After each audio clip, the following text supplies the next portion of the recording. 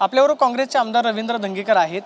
मराठा आरक्षणाच्या संदर्भामध्ये मनोज जरांगे जे आहेत ते उपोषणाला बसलेले होते। आंतरवाली सराटीमध्ये जो प्रकार घडला त्यावरती बरेचसे आरोप केले जातात की याच्यामध्ये राजेश टोपेंचा हात आहे किंवा शरद पवारांचे फोन जे आहेत ते मनोज जरांगे यांना येत होते।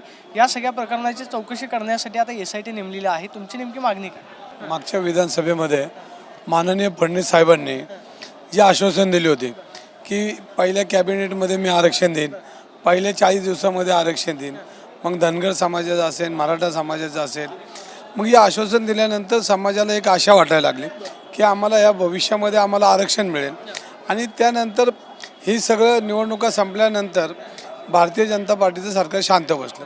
त्यामुळं सराटीमध्ये जे आंदोलन झालं, हे आंदोलनामध्ये जे लाठीचार्ज झाला आणि समाज एकरूप होऊन रस्त्यावर आला, म्हणजे समाजाला असं वाटायला लागलं की आम्हाला काहीतरी मिळेल, ह्या हेतूने समाज रस्त्यावर आला।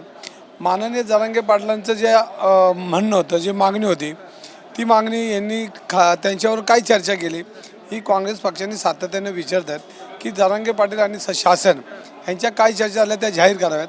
ह्या त्यांनी काही जाहीर केल्या नाही। मागच्या आठवड्यामध्ये एक विधायक आणलं आणि ते विधायक आणि जरांगे पाटील ह्याच्यामध्ये विसंगती होती आणि त्याच्यामुळं जरांगे पाटलांनी परत आश्वासनाची हाक दिली, पण त्यांच्या हातनं काय चुकून एक दोन शब्द गेलेले आहेत, त्याची त्यांनी माफी बी मागितली। पण ह्याच सभागृहामध्ये SIT नेमण्याचं काम केलं। ह्याच्यामध्ये हे आंदोलन दाबण्याचं काम आहे।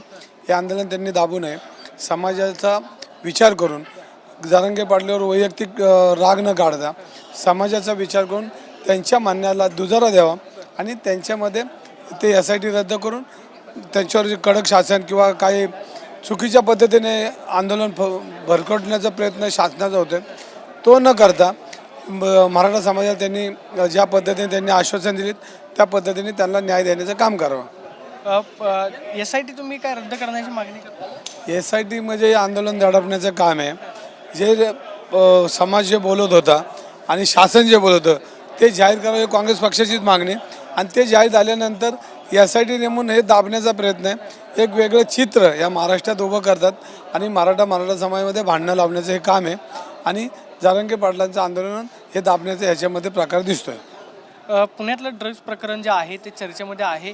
ड्रग्ज प्रकरणाची चौकशी व्हावी अशी तुमची मागणी? बघा, मी गेले वर्षभर विधानसभेमध्ये आमदार झाल्यापासून महाराष्ट्रामध्ये ज्या पद्धतीने अंमली पदार्थ विकली जातात ती अत्यंत घृणास्पद आहे।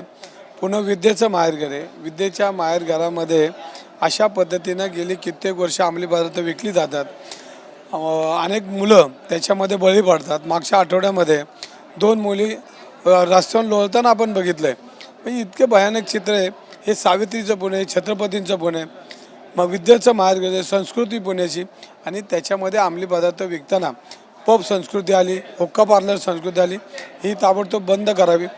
जो आरोपी पकडला आहे तो सोमवारपेठेतला आरोपी माने म्हणून, आणि त्याला भारतीय जनता पार्टीच्या लोकांचं संरक्षण आहे। त्याला जेलमधनं बाहेर काढण्यापासून आणि ते धंद्यापर्यंत पोलिसांबरोबर त्याची साठलोटं करून देण्यापर्यंत काही लोक काम करतात। त्याचे फोटो बी माझ्याकडे आहेत, तुम्हाला थोड्या वेळात ते फोटो बी मिळतील। पण अशा पद्धतीनं भारतीय जनता पार्टीचे लोक अशा गुन्हेगारांना संरक्षण देतात। म्हणजे याच्यामध्ये भारतीय जनता पार्टीच्या पदाधिकाऱ्याचा हात आहे असं तुम्हाला म्हणायचं? तुमच्याकडे ते फोटो आहे? मी तुम्हाला ते फोटो बी पाठवतो। आणि ह्याच्यामध्ये ज्या पद्धतीनं त्याला जेलमधनं बाहेर काढला, ज्या पद्धतीनं हाकेच्या अंतरावर असणाऱ्या भारतीय जनता पार्टीच्या नेत्याचं ऑफिस आहे, आणि हा नेताच हा पहिला 2 नंबरमध्ये, त्याचं जीवनच 2 नंबरमधलं आहे। त्याच्यामध्ये पत्त्याचे क्लब असतील, बाकीच्या सगळ्या गोष्टी असतील, महानगरपालिकेमध्ये त्या पदाधिकाऱ्यांचं नाव तुम्हाला फोटो एक माझे थोड्या वेळ देतील, तुम्हाला नाव कळलं त्याचं, मी फोटो पाठवतो तुम्हाला।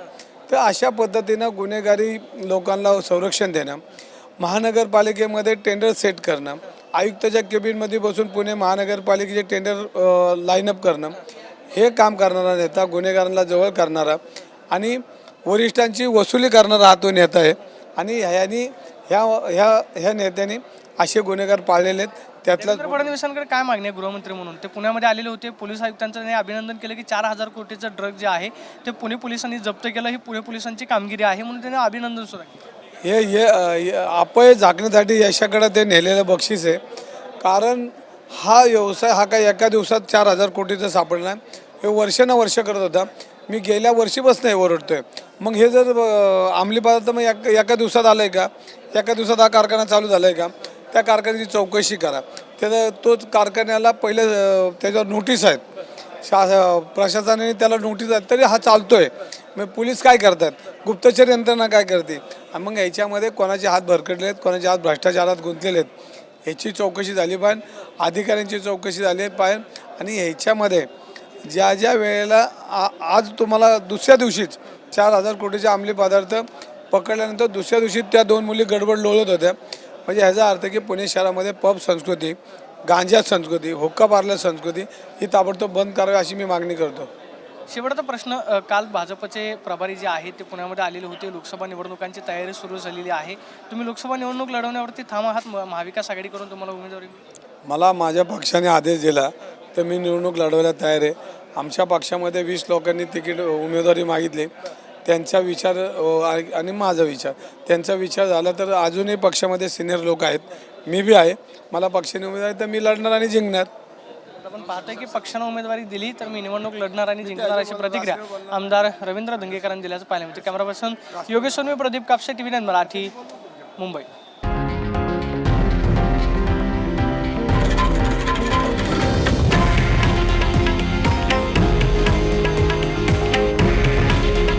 हे आहे देशातील नंबर 1 न्यूज नेटवर्क आणि आपण पाहत आहात TV9 मराठी.